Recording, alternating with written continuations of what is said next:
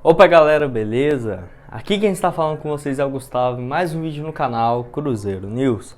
Bom, no vídeo de hoje vamos falar assim, a respeito do meia Robson, que foi contratado do Palmeiras, meia boliviano, que primeiramente vai integrar assim, a equipe de base, a respeito do Berril e do Copete, e será que esses dois jogadores seriam viáveis para o Cruzeiro? Lembrando que os dois foram oferecidos à Raposa. O Mauro César, que falou a respeito da fase do Cruzeiro, que ainda é muito preocupante, e também o técnico Mozart, que falou a respeito assim, dessa integração no grupo e que os objetivos do Cruzeiro, né, para essa temporada.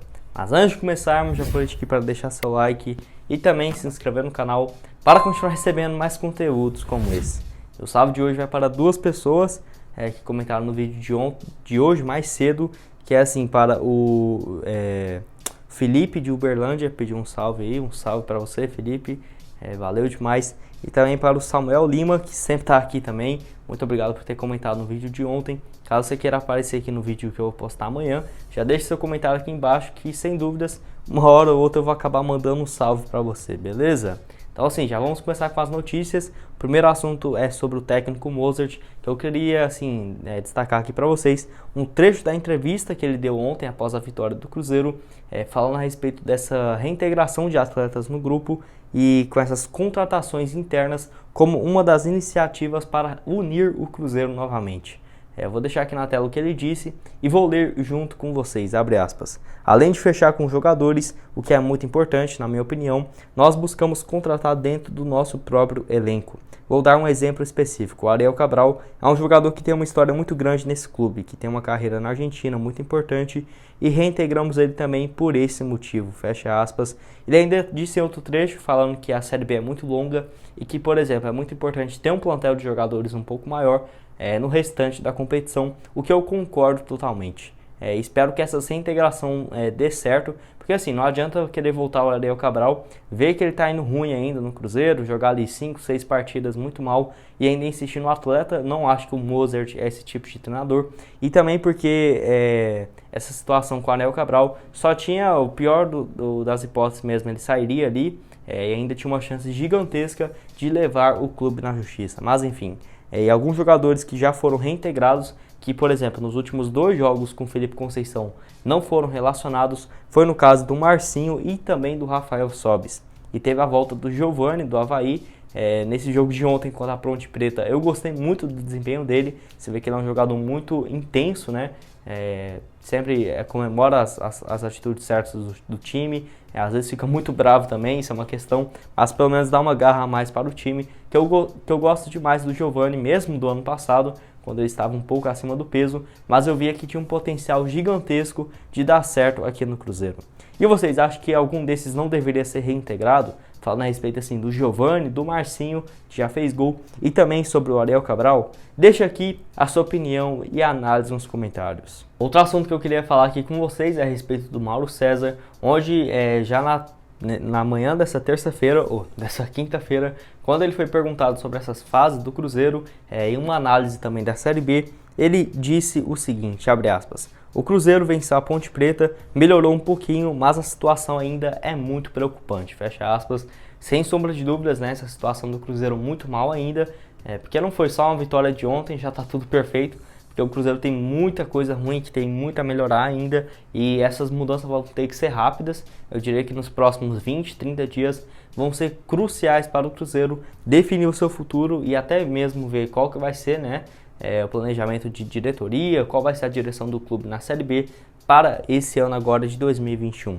E ainda perguntado, ele falou o seguinte, que o Cruzeiro e o Vasco vivem uma situação muito parecida, né, muito preocupante, porque apesar de assim, ter vários problemas fora de campo, dentro dele também fica oscilando demais. O Vasco começou a Série B um pouco melhor que o Cruzeiro, mas foram 2 derrotas seguidas, perdeu ontem para o Avaí 2-0 dentro de casa, o Avaí estava na última colocação, então assim, o Vasco também com 4 pontos, uma posição abaixo do Cruzeiro. Ainda vai ter esse clássico contra o Vasco no próximo meio de semana agora, na quarta-feira, então vai ser um duelo muito importante. Eu até estava pensando, né? Tinha muito tempo que o Cruzeiro não fazia um jogo grande em Campeonato Brasileiro, porque enfrentou ano passado alguns times igual CSA, que era uma equipe boa, Coritiba, que vai enfrentar esse ano, né? No caso, ano passado não estava não. Mas você vê que eram uns times bem mais ou menos e não teve um duelo tão grande há um bom tempo, desde quando estava na Série A. Enfrentou recentemente o Goiás, que estava na primeira divisão, agora o Vasco, o Curitiba. Eu acho que é muito importante o Cruzeiro enfrentar esses times, porque é um nível muito mais alto do que enfrentar uns times mais fracos, ainda mais no início de campeonato, porque ainda o Cruzeiro está aprendendo a jogar com o time, não tem o entrosamento todo, aí depois enfrentaria o Confiança, igual já fez, o CRB, e acaba perdendo e consegue resultados bons contra elencos bons, né, igual do Goiás, um empate dentro de casa, razoável. A Ponte Preta, que no papel tem um time muito interessante, o Cruzeiro acabou ganhando fora de casa e agora vai enfrentar o Operário fora de casa. Eu estou bem confiante para esse jogo, porque é mais um duelo daqueles que o time também está bem fora de casa e o Cruzeiro sempre quando enfrenta um adversário que está na parte de cima da tabela, acaba vencendo. Mas enfim, e vocês concordam assim com essa declaração do Mauro César? Dessa vez ele foi bem sensato, né? Falando que apesar dessa vitória diante da Ponte Preta, a situação do Cruzeiro é muito preocupante. Deixa aqui a sua opinião e a análise nos comentários. Penúltimo assunto desse vídeo é sobre o Robson Bolívia, como é chamado, meia de apenas 18 anos, que foi contratado para o Cruzeiro na categoria de base. Ele que estava no Palmeiras até o ano passado e foi assim um dos destaques do time, mas perdeu muito espaço depois de 2019. Ele que faz todas essas funções de meio de campo, atua de volante, de meia central também, meio ofensivo e até mesmo de lateral esquerdo. Então pode vir a ser muito útil e que nesse primeiro momento vai integrar a equipe sub-20, mas quem sabe com um destaque ali na equipe de base, não suba para o profissional ainda nessa Série B.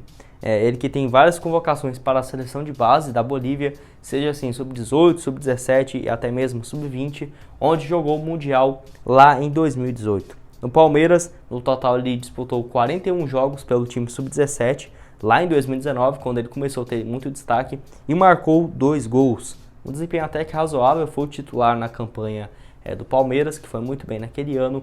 E no ano passado, como eu disse para vocês, perdeu muito espaço. Disputou apenas 13 jogos no time sub-20, tudo bem que ele subiu, né, de categoria, e marcou ainda 1 gol. O Cruzeiro assinou um contrato bem longo com ele e o Palmeiras ainda deve ter mantido um percentual do jogador, que o Cruzeiro, apesar igual, teve aquele caso envolvendo o Messinho, ainda tem uma relação muito boa com o Palmeiras, porque contratou o Ailton, o Cruzeiro não teve que pagar nada, mas manteve um percentual do Ailton numa futura venda para o Palmeiras. O mesmo caso foi no Pedro Bicalho, que foi para o Palmeiras, o Cruzeiro manteve 30% do jogador. O Matheus Neres, que estava no Figueirense, o Palmeiras não tinha interesse nenhum nele, o Cruzeiro pegou ele de graça, ficou com um percentual do atleta e o Palmeiras ainda manteve algo próximo de 40%, 30% em uma futura negociação, que é muito importante, né? Igual esse tipo de jogadores aqui para a base, que o Cruzeiro ainda está montando um time para ser mais competitivo agora, nesse ano de 2021. O último assunto desse vídeo é a respeito do Copete e do Berril. Vamos começar falando sobre o Copete, ponta colombiano que, de acordo com a Itatiaia, foi oferecido ao Cruzeiro. O Cruzeiro que já demonstrou interesse nele desde o início ali de 2020, quando foi rebaixado, mas sempre esbarrava principalmente na questão financeira. Para vocês terem uma noção, no ano passado, quando o Cruzeiro tinha interesse nele, ele estava até mais em alta no futebol, porque no Santos em 2019 foram 15 partidas, 1 gol, e o Cruzeiro não contratou ele acabou sendo emprestado para o Pachuca, lá do México. Foram 17 partidas e 2 gols marcados. Na reta final do ano passado, da última temporada, foi emprestado ainda para o Everton, não da Inglaterra, mas o do Chile. Por lá disputou 2 jogos e voltou de empréstimo ao Santos. Como o Santos estava com aquela punição de que não poderia registrar jogadores, ele foi útil no final do Brasileirão do ano passado e no início desse ano, mas disputou apenas 9 partidas e há mais do que 2 meses não entra em campo. Então já é uma peça totalmente descartada, principalmente agora com o Santos mudando de treinador e podendo fazer assim contratações. Eu acho que o Copete, se ele chegasse com um salário dentro do teto, tipo 150 mil por mês, poderia ser uma boa, porque eu não acho interessante o Cruzeiro pagar um salário altíssimo, fazer um contrato longo com ele, até porque ele já possui seus 33 anos de idade. E seria bom porque o Cruzeiro precisa desse tipo de jogador, que ele atua tanto na ponta direita quanto na esquerda, e até mesmo já fez alguns jogos pelo Santos jogando centralizado. O melhor ano dele mesmo foi lá em 2016, 2017, chegou a marcar gol no Cruzeiro no Brasileirão nesses 2 anos, Em 2016, quando ele chegou, marcou 12 gols em 31 jogos. 2017 foi o melhor ano dele, foi até convocado para a seleção colombiana nas eliminatórias. Foram 52 partidas e 12 gols marcados. Eu acho que poderia ser uma boa, justamente igual assim, um salário dentro do teto estabelecido para o Cruzeiro. E outro colombiano que também já teve seu nome especulado aqui na Raposa várias e várias vezes é no caso do Berril, esse que é um pouco mais novo, possui 30 anos de idade e não joga pelo Flamengo desde o início de 2020. E olha que no ano passado jogou apenas 2 jogos no Cariocão. Ele que estava se recuperando de lesão, ainda está em fase final, mas já está bem próximo de retornar aos gramados. Isso pelo menos na última vez que eu vi alguma notícia desse tipo.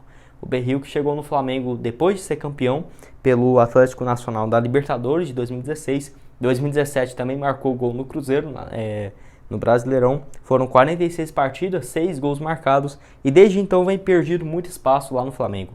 Tem contrato se encerrando agora no final de 2021, então seria meio que um empréstimo até final do ano, o Flamengo oferecendo ele, mas o Cruzeiro pagando possivelmente 100% do seu salário.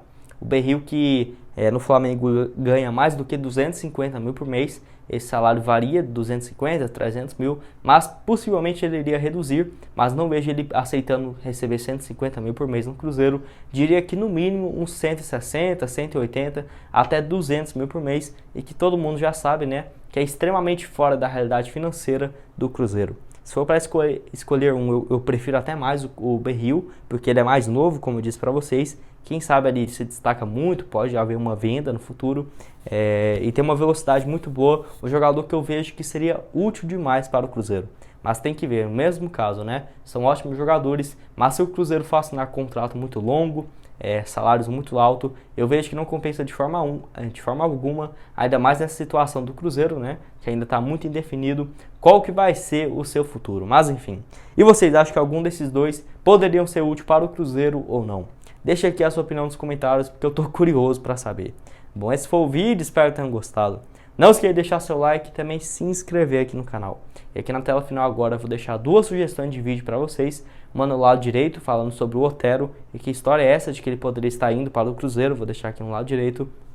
E no lado esquerdo o vídeo que eu postei hoje de manhã, onde a Raposa procurou o André Cury, um dos maiores empresários aqui de jogadores do Brasil, para contratar 3 atletas e um desses é um dos artilheiros do Brasil nessa temporada. Vou deixar aqui aparecendo no lado esquerdo, beleza? Muito obrigado a todos por terem assistido até aqui e até mais, valeu!